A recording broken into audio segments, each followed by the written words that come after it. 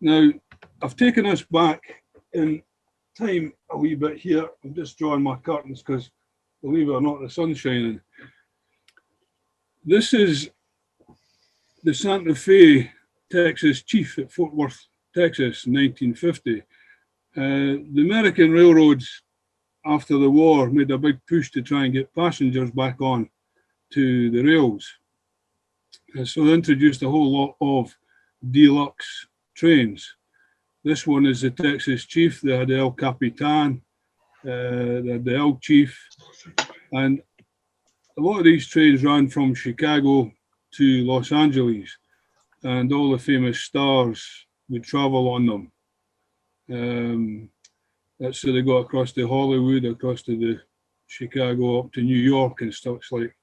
But unfortunately, aeroplanes took over, and gradually all these trains diminished and eventually finished.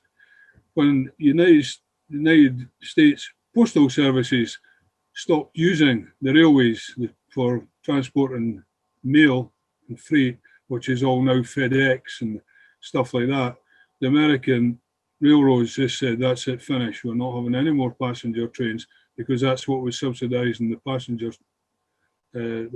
trains.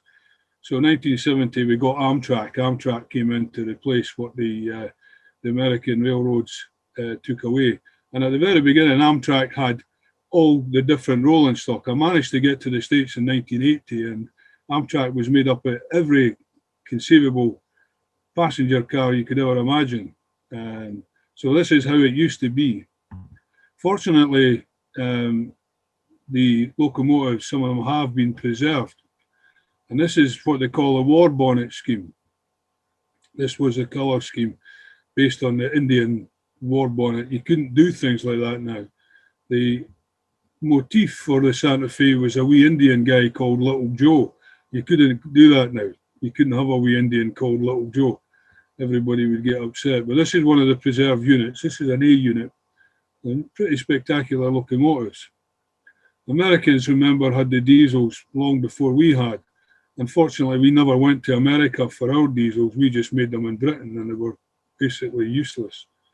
But this is one that's all been preserved. They're actually beautiful machines. Now, a way back, well, in the legal profession, I was a paralegal Scottish law accountant for 45 years before I decided that there was more to life than working in a legal office. As it transpires in the last year, it was a pretty wise move. So anyway, I decided to take a trip across the States to see everybody that I knew and all the railroads. So this is at Los Angeles Union Station. California, Southern California especially, has really embraced trains and trams. Having got rid of them in the 40s, they've put them all back. Los Angeles Union Station now sees more trains than it ever did. It's almost on a level of the Second World War, the amount of trains that come in and out of Los Angeles Union Station. They even have a streetcar goes in there, the Red Line goes in there. So this is one of the modern Metrolink driving units, a push-pull unit, double-decker. There's no tunnels in California, so their loading gauge is a lot bigger than ours. Although we have the same standard gauge as the Americans, 48.5, the loading gauge is bigger in the States, so the trains are wider and longer and taller than we can run on our railways. So this is a driving unit. Now this is one of the Amtrak's. Amtrak also goes into, that was Metrolink going into LA, and Amtrak also goes into Los Angeles. Now the only problem with the locomotives that Amtrak had and Metrolink and such like is they're all freight locomotives. They weren't custom built passenger cars. So they're basically all the same models, not freight one, but this one's kind of streamlined and all the rest of it. But they've gradually, Amtrak has gradually got modern locomotives. The Trump administration and almost every other American administration would like to get rid of Amtrak. But the poor people travel on the trains, people who don't like cars and the people who don't like planes. So they've had to keep the passenger side of things. So it's basically Amtrak's the American version of British Rail, if you like. And the trains are wonderful, and the people are wonderful. It's like a city on wheels. I've done it twice. I've went across from Los Angeles to Little Rock. I've done New York, Chicago, on the Southwest Chief across there, Los Angeles, done the Grand Canyon. So again, this is at Union Station. Now, if anybody's sort of observant, you'll find that a lot of the old films, in fact, a lot of the modern films, use Union Station in Los Angeles as a backdrop. It's all been refurbished, and it's in a lot of films. The only thing that kind of bothers me as an anorak is that you're looking at a period film and you can see a freight train going through the back. You think, wait a minute, somebody should have been paying attention there. Anyway, this is a Metrolink. This is another freight locomotive. This is at Los Angeles Union Station again.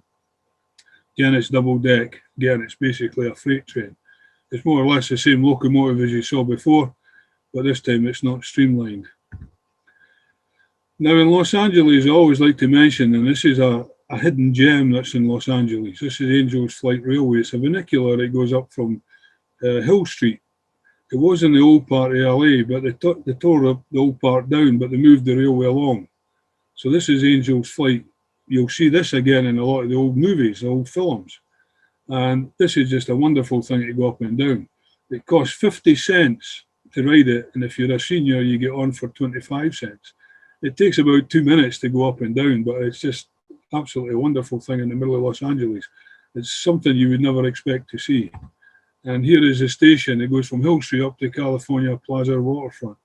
And here's the station. And you can see how old it is. Wonderful thing. Again, this is another freight locomotive on the Metrolink. This is at San Bernardino. San Bernardino is at the base of the San Bernardino Mountains. This is the pass that takes you up through California and takes you east into Arizona and across to Chicago and all points east. Again, this is a freight locomotive, but it does the job. And you can see double-deck cars. Now, this is another Metrolink. This is at Oceanside. Oceanside. Now, Oceanside is as far as the Metro goes. And you have the coaster, which comes up and it meets here. So this is the Amtrak's a lot dearer to ride up and down on from San Diego to Los Angeles, but the Metrolink and Ocean and the coasters is what the local people all use. But they terminate there, so you just change over. This is one of the coaster trains coming down from Oceanside past Ensenada in California. Now, you can see how close the chap on the bike is. You can see how close the houses are. You can see no fences, and you can see just the poles warning people where the power lines are. But this locomotive, this train is going through at 70 miles an hour. Unguarded, just coming right through. Blasting away, lights flashing, all the rest of it, but you can see there's no fences, no anything. They do have a problem with suicides on the railway. But as you can see, there is no protection. You've got to be awful stupid if you want to walk in front of a train, but sadly some people have problems and it happens.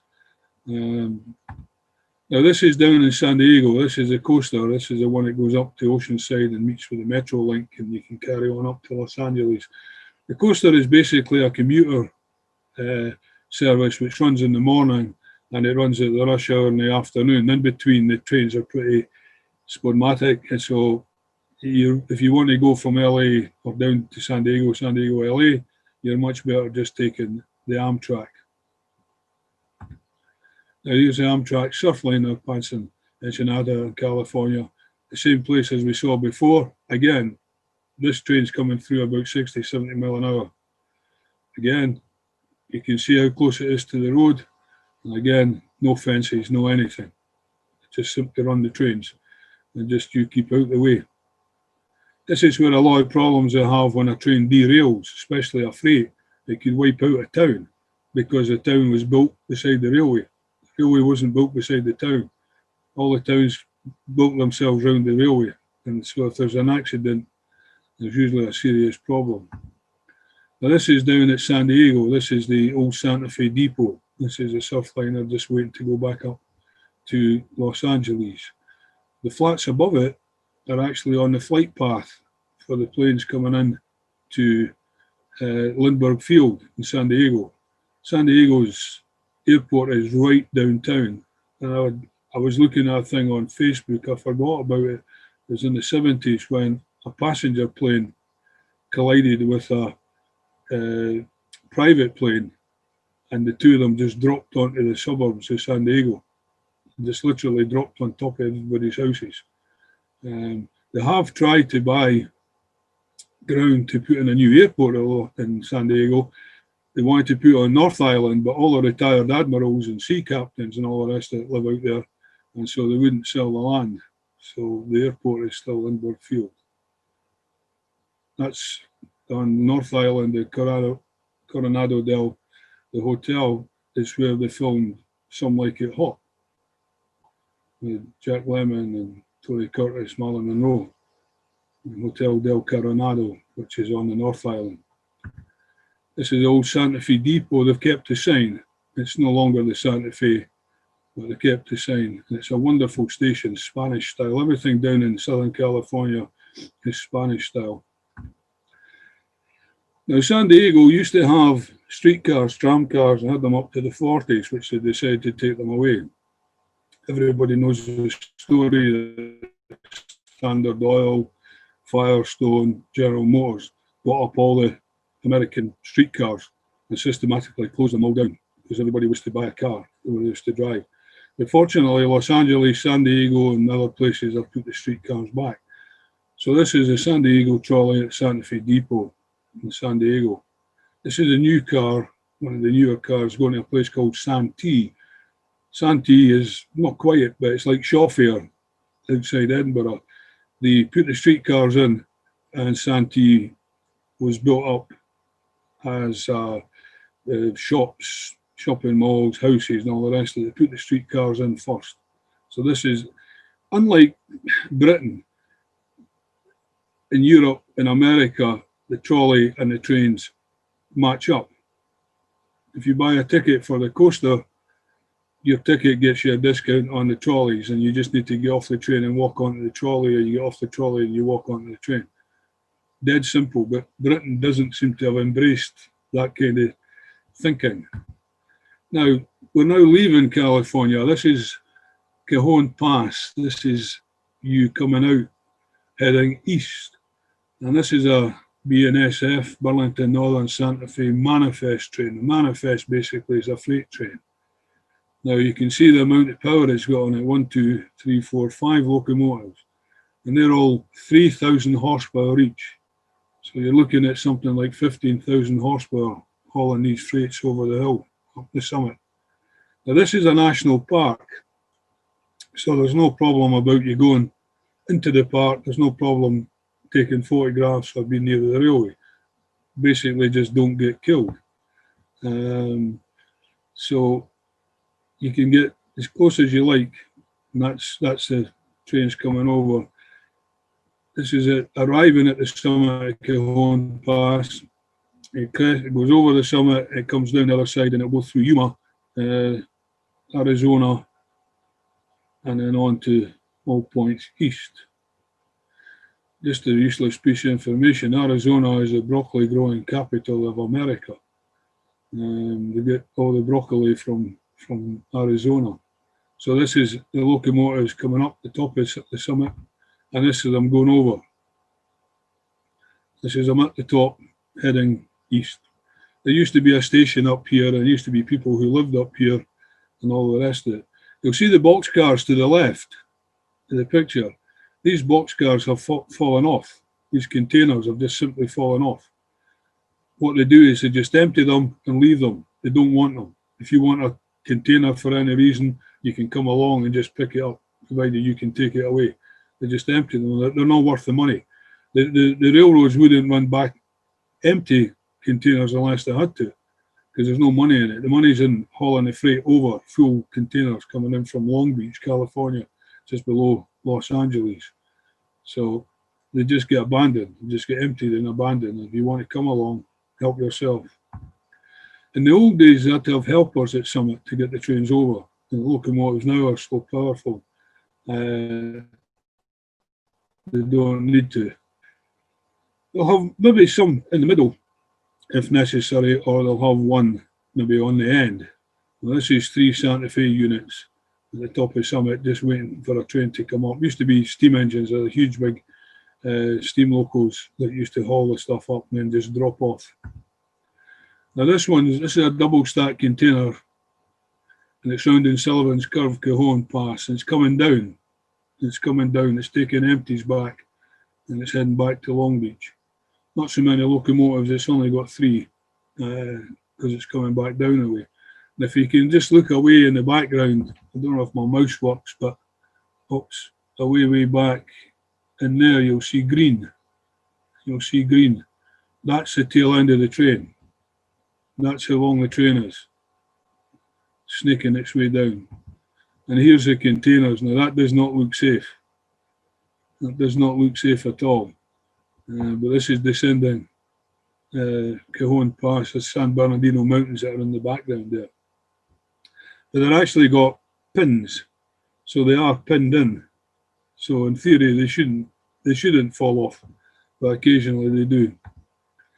Now this is a UP helper on a manifest train at Devore, California. This is coming off Cajon Pass. This is dropping down to Los Angeles. This whole area has been cleared because they're going to put in a shopping mall. The freight trains will still run through, and you'll just have to negotiate, go past the freight trains, but they're building a shopping mall. Now this train's coming down. Now it's got a locomotive on the end, not for pushing services, but for braking services. There's been 1 or 2 incidents in California where a whole town was wiped out when a train derailed.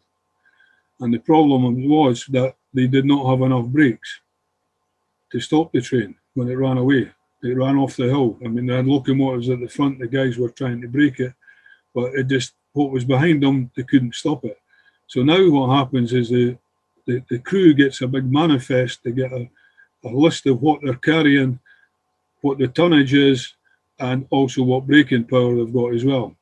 Because they've got to be able to stop these trains, especially coming down off the hills. So that's why they've got that on the back.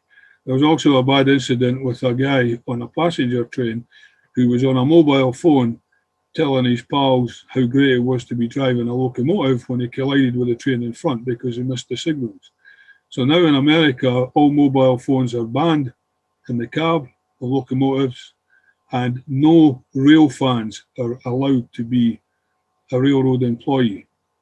They don't want rail fans. I mean, the guy passed his tests and all the rest of it, but he was too busy talking to his pal how wonderful it was to back drive a locomotive, and he crashed into the one in front, killing a few commuters who were on their way to their work.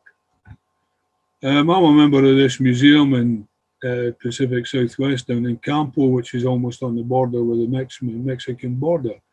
And this was the San Diego and Arizona Eastern Railroad. This was another railroad that came out to go east. The guy Spreckles, who was a sugar baron, he built this. And it went through America, went into Tijuana, went into Mexico, came back out again into the US, and then carried on east. It was not a successful railroad. It was subject to floods, weather conditions, all sorts of stuff.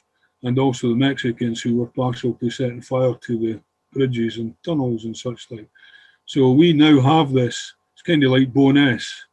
We can run trains on this when we go down to a place called Tecate, where they brew the beer, the Mexican beer that we get across here, Don Ecos and all that. That's where the railway goes down to. And they had tours of the brewery and a fiesta and everything like that. It was really good fun. This is some of their equipment. This is an Alco RS2 locomotive, ex-Santa Fe. And this is one of the steam locomotives they've got, Coos Bay Lumber Company. I've actually driven this locomotive a few times. And this was built for the lumber industry. And what they did in the woods and such like, they didn't build a railway. They did what they called a shoe fly. The locomotive would be sitting on a piece of track, and they would have another piece of track which would put in front of the locomotive. The locomotive and the train would move on to the next bit of track, pick up the track behind, and put that in front. Kind of like Wallace and Gromit with the penguin when they're racing through the house, putting track down. That's how they got through the the timber, moving the timber out. They didn't build a railroad as such. They just kept what they called shoe flying it. They just kept moving it along as they moved along. And this was one of the kind of locomotives. Coos Bay is away up in Oregon. The railway still exists up there. It's a reserve line, but that's where Coos Bay is. It's away up there. And this is a parlour car at the back, a heavyweight car that we had, which they did tag on to the back of Amtrak trains and take up to Los Angeles. In 2003, as I said, I decided I'd go across to Little Rock. I've got friends in Little Rock, so we decided to take the train. So we left Los Angeles on the Texas Eagle. It was a Sunset Limited, it was called, going to New Orleans, but at San Antone, so it switched, it split up. And one part went to Chicago, that was called the Texas Eagle. The other part carried on to New Orleans. So we were on the Texas Eagle. So we got off. The trains, the Amtrak trains still stop, like they're steam trains, but this time it's for people to have a smoke. They still stop at all the places they stopped before to exchange locomotives, get a new locomotive, or to take on fuel to whatever. And they still continue to do this. So you get time to stretch your legs, and then they'll whistle to tell you get back on the train, and then off you go again. So we were at El Paso. That's the Mexican border, El Paso. We were kind of warned not to stay within the station, and you'll be fine. And a chap came on with a big gun and a dog, and he was a federal agent, and he was checking for drugs. Luckily, he never caught me. Or the drugs that I take, I need them to keep me alive, never mind anything else. And this is the Texas Eagle, a place called Temple, Texas. You can see everybody's detrained, and you get time to stretch your legs. This is one of the big, powerful Genesis locomotives that they've got. And again, you can see the double trains at the passenger cars at the top. You sit at the top of these passenger cars, and they've got all the facilities at the bottom of them. They're really wonderful. You get a roomette when you travel over, and your wee beds in the room and everything like that. That thing is just wonderful. Now, one of the interesting things at a lot of the station places is that they have a museum. This is a Baldwin steam locomotive at Temple Railroad and Heritage Museum. The American railroads, Santa Fe, Southern Pacific, etc., when they finished with steam in the 50s, they gave the towns along the line a locomotive. And the towns are like, what are we supposed to do with the locomotive? Well, we don't know. Here you are. Here's a present for you. So this is why they could restore a lot of steam engines in the States, is because these locomotives were all just kicking about. So this one's at the museum. This is at Baldwin. The car immediately behind is an army canteen car where the troops would be fed on the train. They come in from either side, and the canteen, the kitchen area, would be in the middle. So they just came in and got fed from either side, and various other cars. This is the Texas Eagle at Fort Worth. You saw that first picture was the Texas Chief at Fort Worth. Interestingly enough, it wouldn't happen here, but the American stations were what they called stub ends. So the trains actually had to reverse in to the station so they could come back out again. They didn't have the facility to turn a locomotive or anything like that. They simply reversed them in. So we came into Fort Worth, but we had to wait till the dispatcher gave us permission to come in. So we had to go all the way forward, and then we had to reverse all the way back in. You can see the freight lines to the left of the picture, and the line immediately in front where the people are walking down, that's the line for the Heartland Flyer, which goes from Fort Worth to Oklahoma City. They call it the Heartland Flyer. They like to have all these different names. It's been reversed in. And this is what slows stuff down, is that you've got to wait on the dispatcher, and the freight trains have priority. The railroads are fined $3,000 for keeping back a passenger train, but $3,000 is nothing. They're quite happy to take the fine because it's more profitable to be running the freights. Now, eventually we got to Little Rock, Arkansas, the home of Bill Clinton, though he was actually born in a place called Hope, Arkansas. They've got some great names in Arkansas. El Dorado, Hope, Y City, and all this kind of stuff. Anyway, this is the shops at Union Pacific. This is a big Centennial locomotive that they brought out. This is a 6,000 horsepower locomotive. Pretty huge.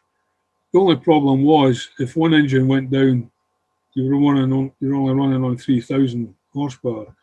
It didn't have all the head end paraphernalia that the locomotives need now, computers, etc., etc. So they basically were retired, although they occasionally would wheel them out and just put them into a consist, as the Americans call it. But this is on a plinth. The Americans like to put things on plinths. Now this is the Union Pacific freight leaving the yards at North Little Rock in Arkansas. Again, you can see 1, 2, 3, 4 locomotives coming out of the yards. And this is a ballast train. Again, see how close the houses are? And this is on a main line. This locomotive just waiting to come out with ballast. But you can see how close all the buildings and everything are. Now this is a locomotive that pulled George Bush's funeral train. This is an Air Force One colour scheme at the UP shops in North Little Rock. I took a photograph of this before it was used for his funeral. It was actually retired, or it was put on the surplus list, and so it was just sitting there. I got pretty close to it. I mean, the security in these places is pretty horrendous. I mean, it's not a case of not understanding a train spotter. It's a case of, if anything happened, we're likely to sue.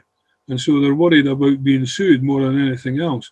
But the guy that was on security was on the phone talking to his girlfriend. So I just took the opportunity to go in and get a photograph.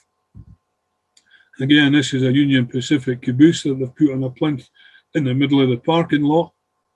This is what you call a bay window caboose, because you can see the window sticking out.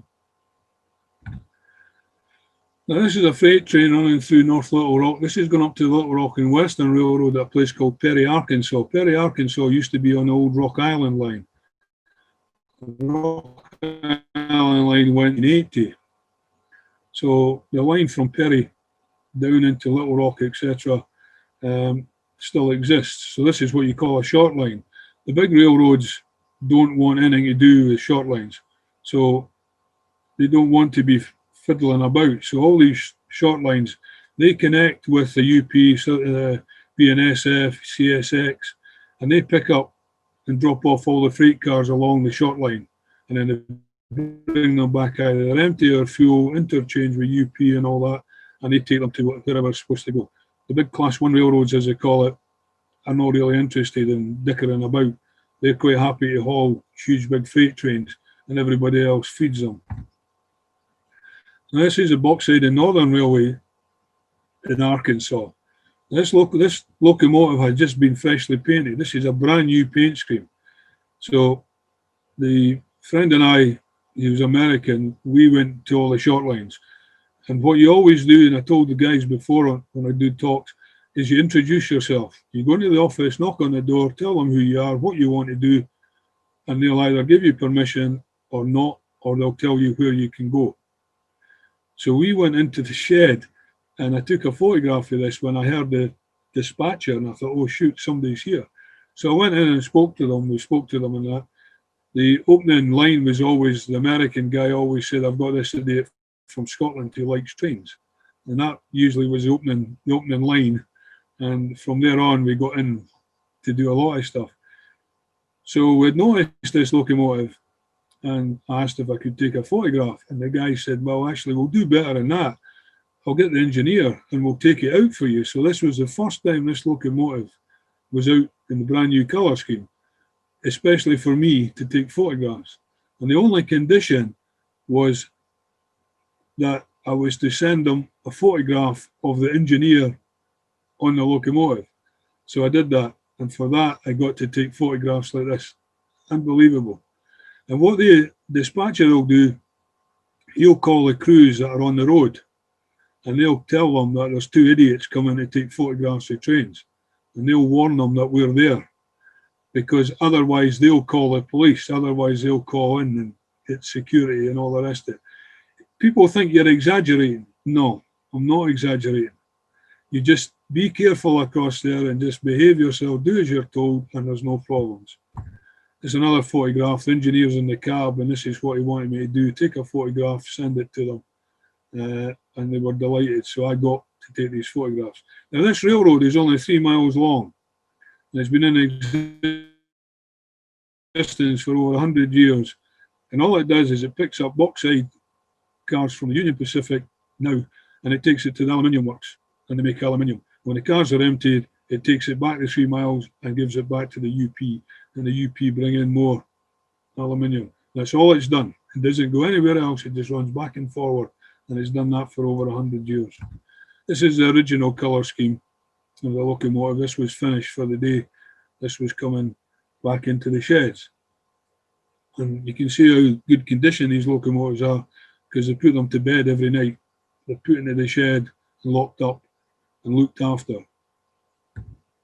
Now, the friend I had, he had property on Rich Mountain in Arkansas, and the railroad ran right through his property. He had a creek as well, so you could fish, and you could hear the trains. It took them 45 minutes to get up the hill. That's how long it took them to drag these freights up over Rich Mountain. And here's a freight. This is another goods train, manifest train, and you can see how many locomotives, 1, 2, 3, 4, 5, to get this over the hill. And then it runs on and it goes to a place called the Queen, and that's another hill. And once you get past the Queen down to a place called Wade at Horatio in Arkansas, the locomotives all drop off. Now this railroad was built by a chap called Arthur J. Stilwell, who ran out of money. So he went across to Holland and he got back in from Holland. So in return, he named a lot of the places after the Dutch people. You've got Mina, the Queen, Dirks, and you've also got the Queen Wilhelmina National Park, named after the Dutch Queen. She never visited, but he named it all after all his backers. Now, Arthur J. Stilwell was some character. This railroad is the smallest Class 1 railroad. The other big railroads would like to take this over, but they just can't afford it. Now, this runs all the way from Kansas City, Missouri, down to Port Arthur in Texas. It was going to go to Galveston, but it's a true story, believe it not. Arthur J. Stilwell had a dream, and the fairies told him not to go to Galveston because Galveston was subject to hurricanes, etc., etc. So he built a new facility, a new town at Port Arthur, and sure enough, Galveston was hit by a hurricane, and it's been hit by a few since then. But this is an independent Class 1 railroad.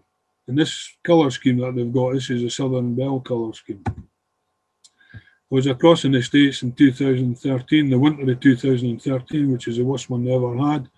And this is some of the weather coming off the mountain.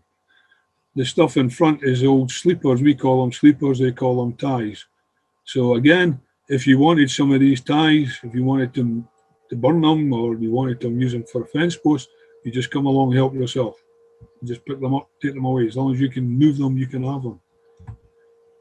Again, this is a coal train in Rich Mountain, Arkansas. They came all the way down from the Black Powder Basin away up in the top of America. The Dakotas, they come down from there all the way through all the different states. And this is going down to Texas, to the big power plants in Texas.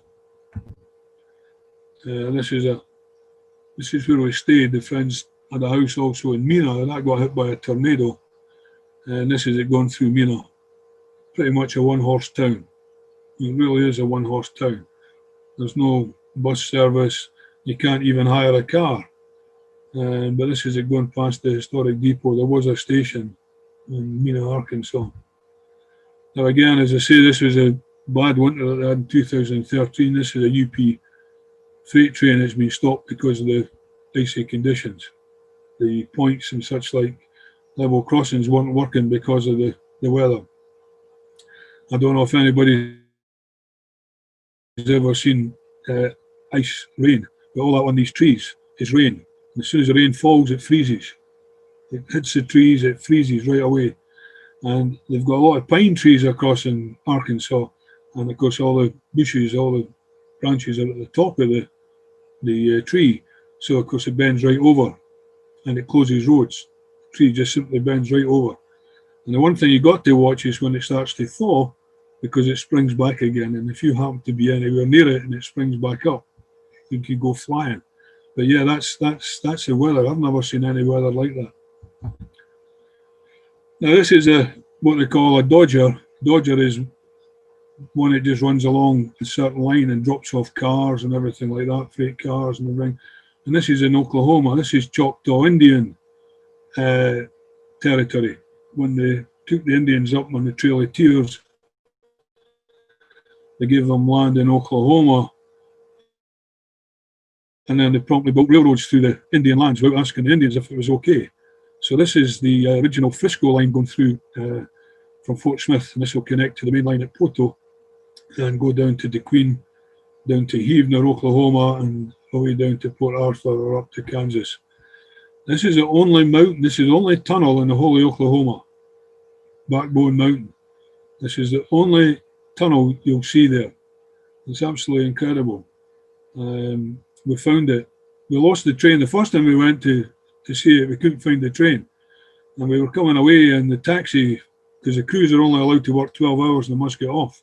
So the taxi was waiting with a new crew. And they asked us if we'd seen a train. I said, no. Oh, we're the relief crew. They couldn't find the train. We never did find out what happened to the train. But anyway, fortunately, after another couple of visits,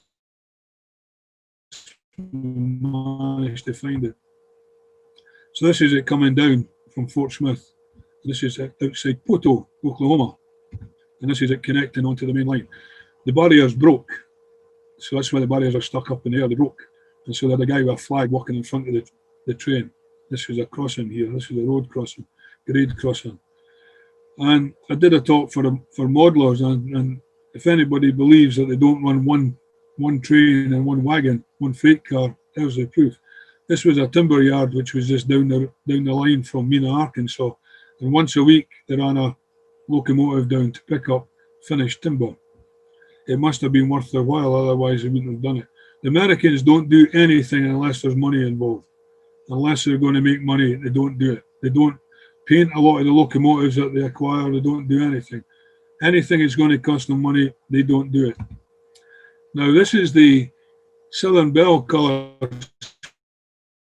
scheme. There used to be a guy called Haverty who was the president of the Kansas City Southern Railroad. And he decided that they wanted to have a business car for entertaining customers, etc., etc. So these are actually ex-Canadian locomotives they got from Via Rail. And what they did was they put them into this beautiful colour scheme. I was fortunate to get down to Shreveport, Louisiana, and I got into the yards to take photographs. This is ABA unit. This is the locomotives that were used on the business train. Beautiful, absolutely beautiful. And here's some of the cars. This is a vestibule car. This would go on at the tail end, and you can see the name Port Arthur, named after the place where the railway now terminates. And again, to see the train in the snow. Now, the reason why that train was in the snow, this is their Christmas train. Everybody sees all the nonsense with Trump.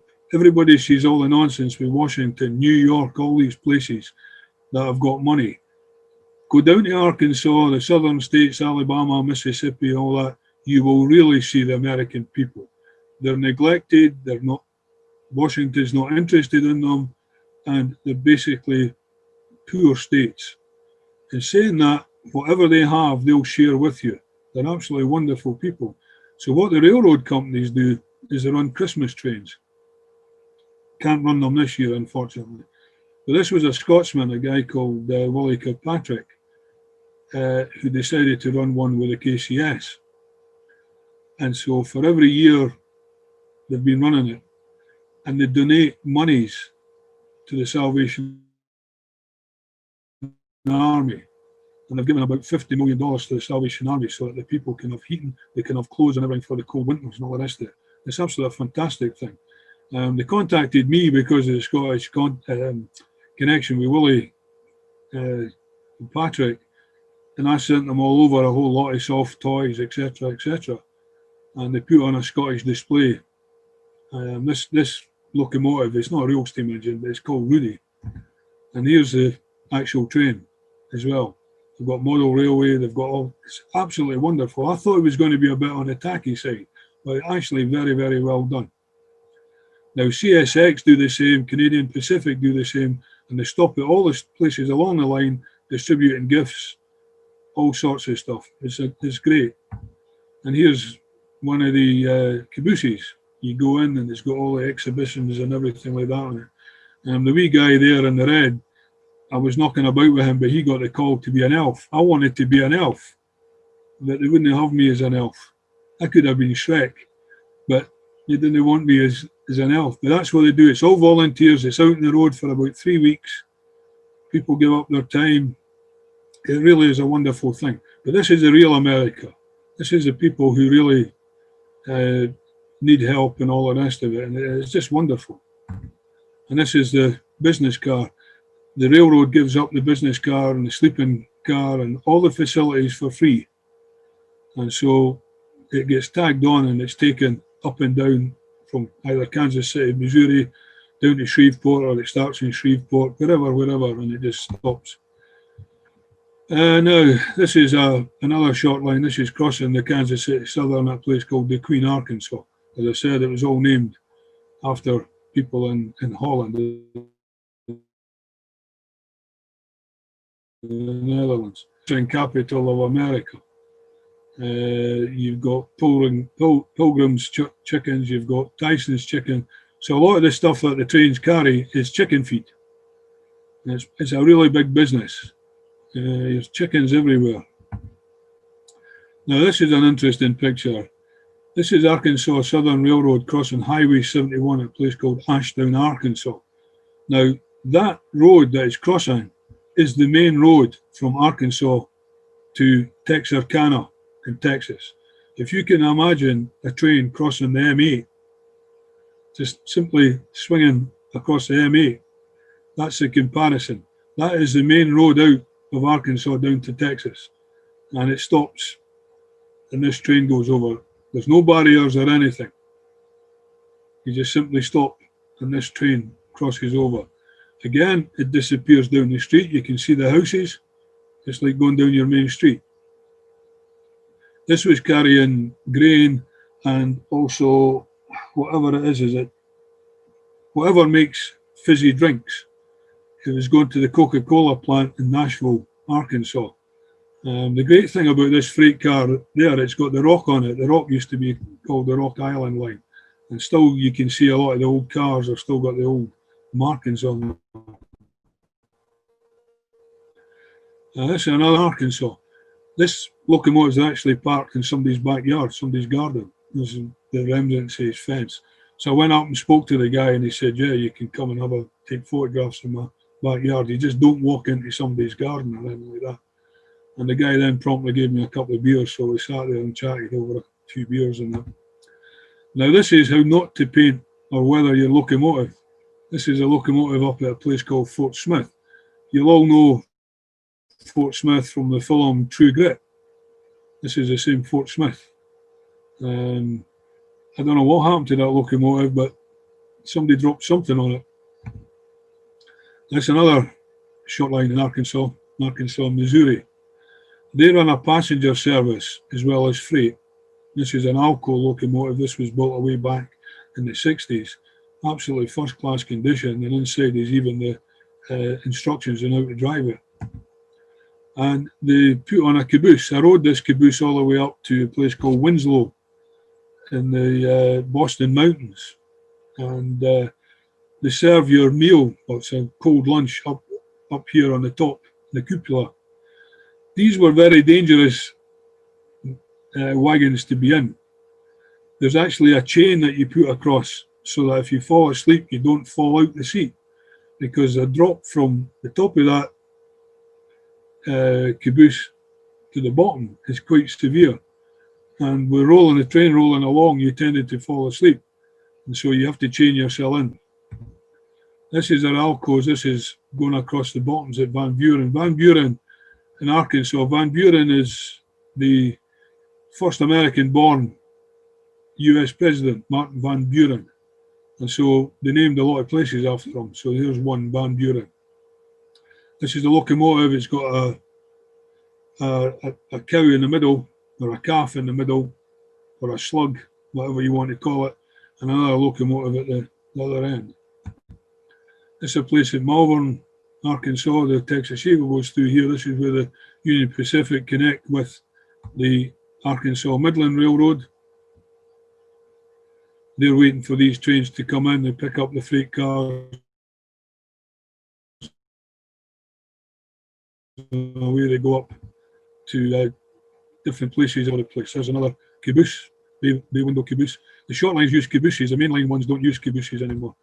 Now this is another short line. In Oklahoma, when the Rock Island line finished, the state of Oklahoma bought up a lot of railroads, and then they leased them out because they didn't want Oklahoma not to have railways.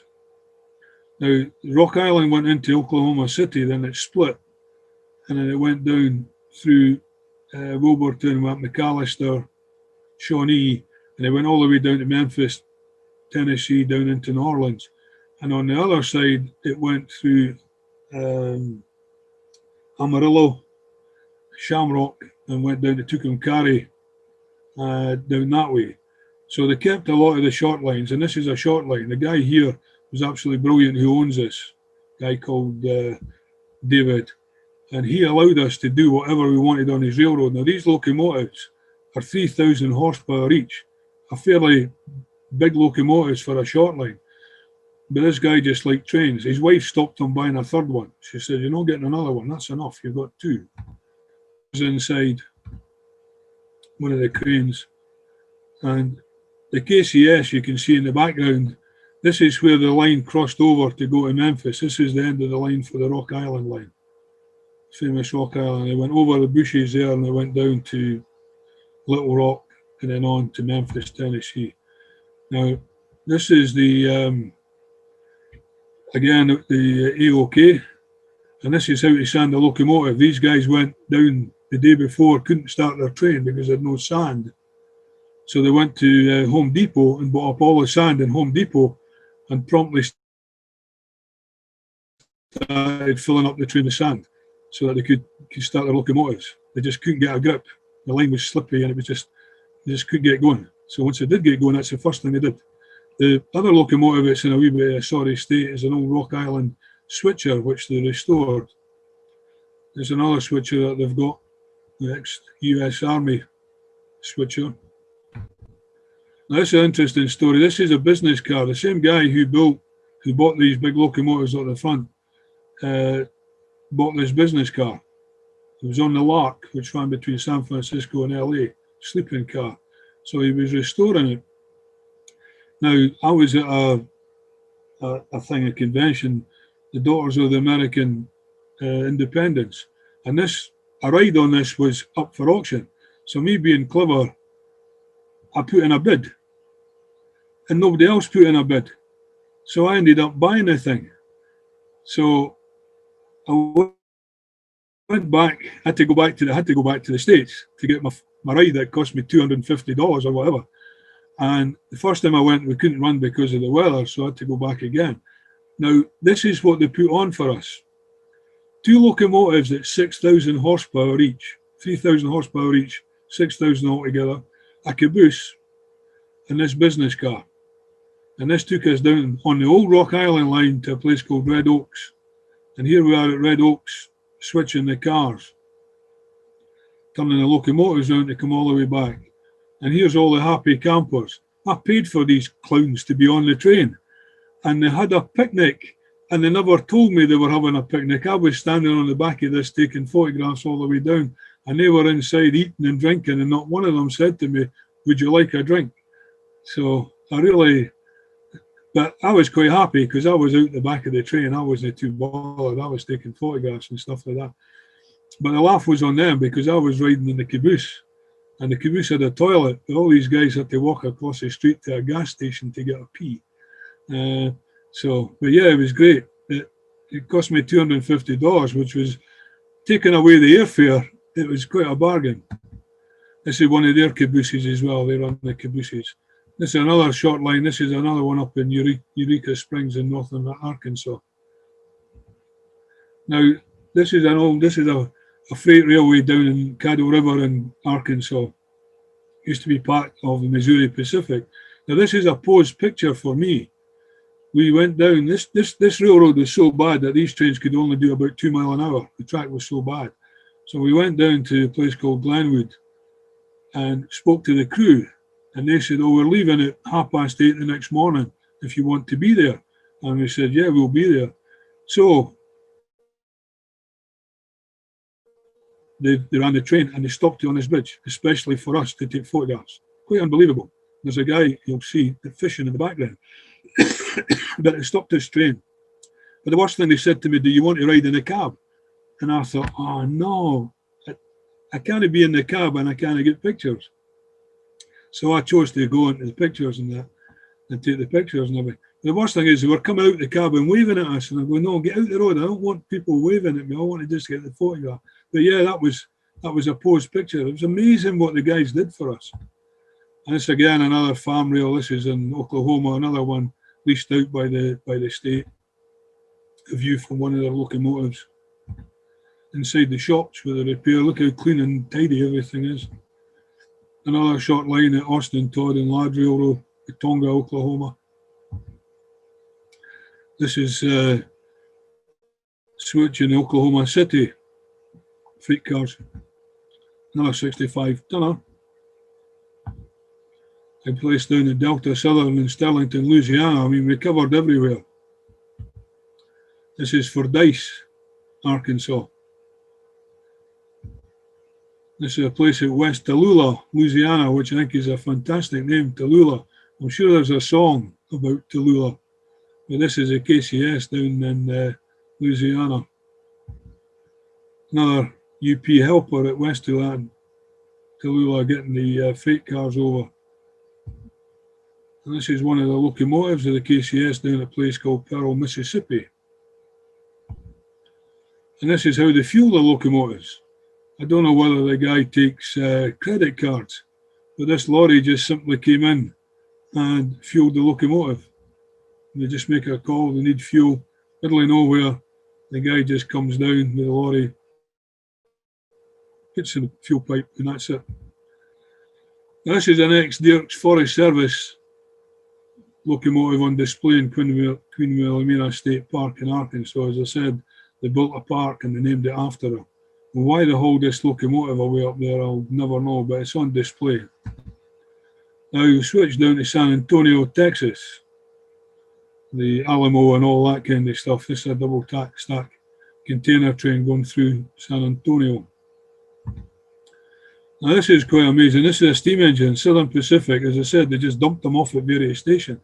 This locomotive has been there since the 50s, and it's parked in the station at San Antonio. And if you look closely, the bell's still there, the chime whistle's still there, and the toolbox on the tender, we opened it up, and all the spanners and all the tools are still there as well.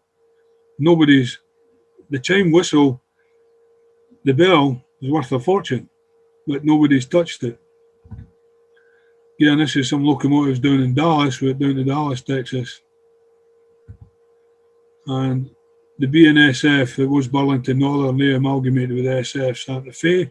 So they don't bother painting anything or repainting anything, they just put stickers on it to tell you what the railroads are now. And here's the Santa Fe one, it's got the BNSF on it as well.